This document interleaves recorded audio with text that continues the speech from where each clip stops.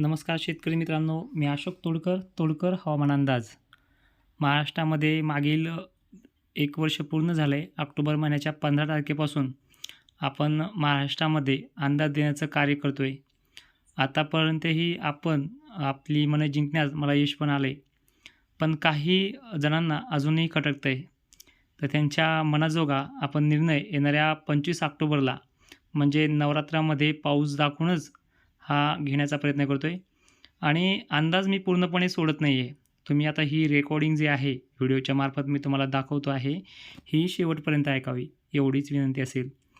तर महाराष्ट्रामध्ये सुरुवातीला आपण लगनसराई म्हणजे उन्हाळ्यातील गारपीट असेल, तसेच रिसर्चचं काम आपण एप्रिलपासून स्टार्ट केलं होतं.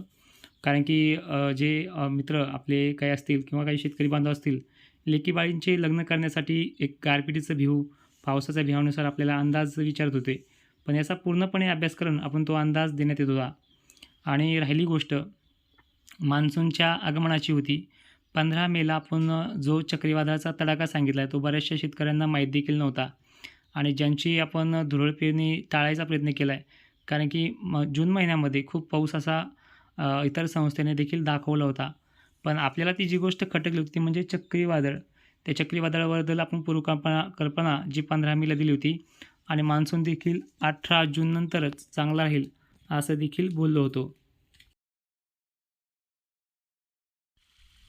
त्यावरती सुद्धा बऱ्याचशा शेतकऱ्यांच्या कमेंट चुकीच्या आल्या होत्या. आणि ज्यावेळेस चित्र बदलत गेलं त्यावेळेस सर्वांना सुद्धा ठाऊक झालं होतं. आणि असंच मान्सून जुलैमध्ये सुद्धा संततधार तर कुठे कमी जास्त प्रमाणात बरसत गेला होता. आणि त्यानंतर 1 जुलै च्या अगोदर मी 8 दिवस रिसर्च केला. तो सुद्धा मॅसेज तुम्हाला मी दाखवला होता, पाहिलासुद्धा होता तुम्ही. आणि त्याचा व्हिडिओसुद्धा आपल्या ह्याच चॅनलवरती आहे सुद्धा, तुम्ही खाली शोधू शकता. आणि त्याची खूप पूर्वकल्पना आपण 1 जुलैला देऊन रिसर्चचा सगळा अंदाज आपण दिला होता. आणि मी प्रत्येक वेळेस लाँग लास्टिंग म्हणजे खूप दिवसापूर्वी पुढे काय घडणार आहे याची पूर्वकल्पना देत असतो. आणि असाच तो ऑगस्ट महिन्यामध्ये खंडाची तीव्रता किती असेल, खंडामध्ये देखील पिकं वाचवणारा पाऊस राहील याबद्दलसुद्धा ठाम होतो. पण त्यावेळीसुद्धा शेतकऱ्यांनी मागच्या अंदाजाकडे दुर्लक्ष करून सुद्धा शिव्या दिल्या होत्या, खूप वाईट शब्दसुद्धा उच्चारले होते. तरी आपण त्याला जुमानत नाही म्हणत टाळलं होतं, दुर्लक्ष देखील केलं होतं. काही लोकांना आपण उत्तर पण दिली होती. आणि असंच चित्र स्पष्ट होत गेलं जेव्हा खंडाची तीव्रता जाणवत गेली. आणि अखेर सप्टेंबर महिन्याच्या 3-4 तारखेला उष्णतेची लेवल कशी राहिली पण सांगितलं होतं. माल जेव्हा जळत होता तेव्हा आपण 7 तारखेला पाऊस सांगितला होता. पण त्या अगोदर 4-5 सप्टेंबरला आपण आपल्या विहिरीचं पाणी बंद ठेवत माल अक्षरशः जळतानाही दाखवत तो सुद्धा व्हिडिओ आपल्याच ह्या चॅनलवरती खाली आहे, तुम्ही तो पण बघू शकता. आणि एवढे चमत्कार देऊनसुद्धा पाऊस 7 तारखेला आला. पाऊस आल्याच्यानंतर तुम्ही कौतुक देखील केलं, काही मित्रमंडळींनी सत्कार देखील ठेवलेत. सत्कारांची नोंद पण एवढी झाली की आपण ते जाऊ शकलो नाही. आणि नंतर जेव्हा आपण 7 तारखेचा पाऊस दाखवला आणि नंतर पोळ्याच्या दिवशी सुद्धा आपण पाऊस दाखवला होता, तो महाराष्ट्रामध्ये काही भागात पडला देखील. आणि पुन्हा एकदा थोडीशी अंदाजामध्ये गफलत झाली म्हणजे सर्वदूर पाऊस झाला नाही आहे. म्हणून आपण पुन्हा 3 दिवस रिसर्च केला आहे 15पासून जेव्हा पोळा तेव्हा. तर 3 दिवसाच्या रिसर्चमध्ये गणेश उत्सवामध्ये पाऊस अडकणारच आहे याची पण ठाम आपण बोललो होतो. त्याचा पण व्हिडिओ खाली आहेच, तो पण बघू शकता. आणि एवढं करत असताना गणेश उत्सवामध्ये 80% भागांना पाणी चांगलं राहील, काही भागांना भाग सोडेल हे अंदाज देऊनसुद्धा तो तशा पद्धतीने झाला आहे. आणि आपण महापर्यायाबद्दल देखील बोललो होतो, ते मी विसरत नाही. कारण की चूक काय झाली आणि अंदाज काय चुकीचा ठरला हे पण आपण सांगत असतो. आणि त्याबद्दल आपण 15 मेच्या अंदाजालासुद्धा आपण शेतकऱ्यांची क्षमा व्यक्त केली होती. आणि हे करत असताना महापर्यायाची गोष्ट जेव्हा चक्रीवादळ बंगालच्या उपसागरात झालं आहे, तर सिक्कीम मार्गे गेल्यामुळे तिथे अतिवृष्टी महापर्याय तिथे झाला आहे, जो महाराष्ट्रात होणार होता. आणि हा अंदाज आपला मात्र फ्लॉप गेला आहे. त्याबद्दलसुद्धा मी तुम्हाला पूर्वकल्पना दिली होती. आता मी नवरात्र उत्सवामध्ये गणेश विसर्जनाच्या दुसऱ्या दिवशीसुद्धा सांगितले की नवरात्रामध्ये पाऊस अडकणार आहे, पाऊस राहणार आहे, चांगला पाऊस होईल. मी सांगतो आहे लाईव्हमध्ये पण तेच सांगतो आहे. पण शेतकरी एकाही अंदाजाकडे दुर्लक्ष करत एकच प्रश्न विचारतात की आमच्या गावात कधी पडेल. पण मी जो सांगतो आहे त्यामध्ये काय तथ्य आहे, काय नाही. कारण की तो शेवटी निसर्ग आहे.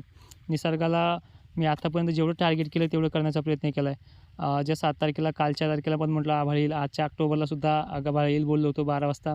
तशा पद्धतीने ढग पण दिसायला लागली असतील तुमच्या भागामध्ये.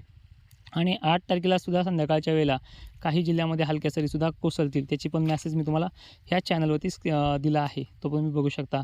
आता पुढे नवरात्रात पाऊस कसा राहील याच्याबद्दल आपण बोलणार आहोत आणि 25 नोव्हेंबरला मी का सोडतो याच्याबद्दल पण बोलणार आहोत.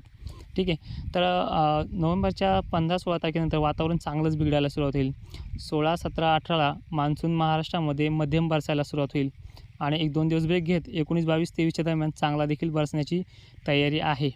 आणि हा पाऊस जो आहे हा नदी नाले वाहतील का याच्याबद्दल शंका होती. बरेच लोकांचे प्रश्न देखील होते. ते पण आता सांगतो आहे. नदी नाले वाहणारा पाऊस हा कृत्रिम पावसाच्या प्रयोगावरती डिपेंड असेल. मात्र पेरणी होईल असा पाऊस हा राहील. नवरात्रामध्ये दसऱ्यापर्यंत तुम्हाला वाट बघावी लागणार आहे. कारण की गणेशोत्सवात तेच झालं आहे. काही गावांना गणेश विसर्जनाच्या दिवशी तर आदल्या दिवशी पाऊस झाला आहे आणि तर काही गावांना 21-22लाच पाऊस झाला आहे. हे तुम्ही अनुभवलं आहे. आणि पाऊस कोणत्या तीव्रतेत झाला आहे जे आपण सांगितलं त्याच्यापेक्षाही चांगला झाला आहे. आता महाराष्ट्रामध्ये तुमच्या मोबाईलवरती एकाही मॉडेलवरती पाऊस दाखवत नाही.